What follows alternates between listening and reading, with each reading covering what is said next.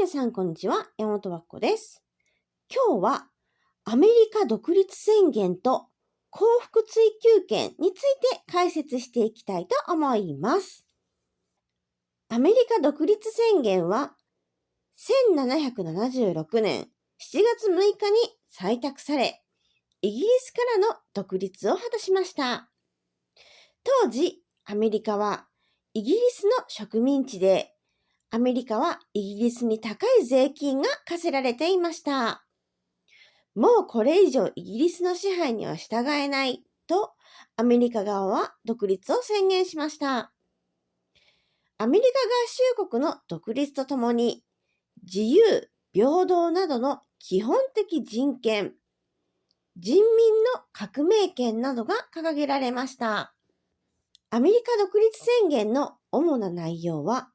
すべての人間は平等であるということと、人々は自由や幸福を追求する権利を持つということです。アメリカ独立宣言樹立における主要人物は、トマス・ジェファーソン、ジョン・アダムズ、ベンジャミン・フランクリンです。トマス・ジェファーソンは、アメリカ独立宣言の起草者です。ジョン・アダムズは、独立宣言の採択を強く推し進めた人物です。ベンジャミン・フランクリンは、アメリカ対イギリスの独立戦争を有利に進めるため、独立革命の先輩とも言えるフランスの支援を取り付けた外交の達人です。日本にも幸福追求権があります。日本国憲法13条には、すべて国民は個人として尊重される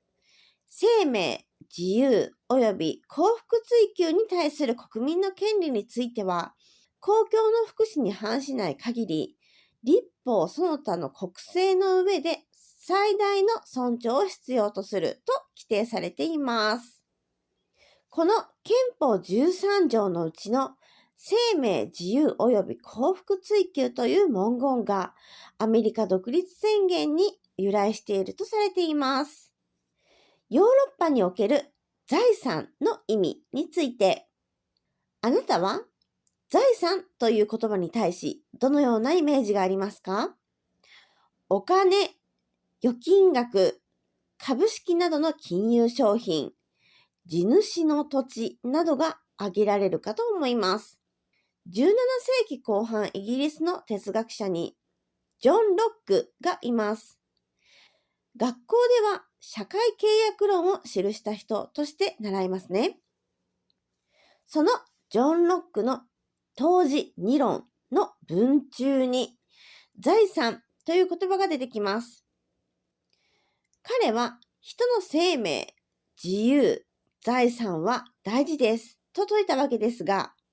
その財産の意味合いがかなり大きいのです。それはどういう人生経験をしてきたかとか、その地域で大切に守られてきた価値観や文化とか、そういう意味合いも財産に含まれるのです。トマス・ジェファーソンの幸福追求の考え方。戦術したトマス・ジェファーソンは、アメリカ独立宣言を起草する際に、ジョン・ロックの生命、自由及び財産権という考え方を踏襲しました。しかし、その時に、ジェファーソンは少しだけ言葉を変更し、生命、自由及び幸福追求の権利としました。なぜ言葉を変更したのでしょうか？それはジェファーソンが幸福追求は私的所有権、財産権の意味も含んでいるとみなしたからなのではないかと考えられています。今日はここまでです。ありがとうございました。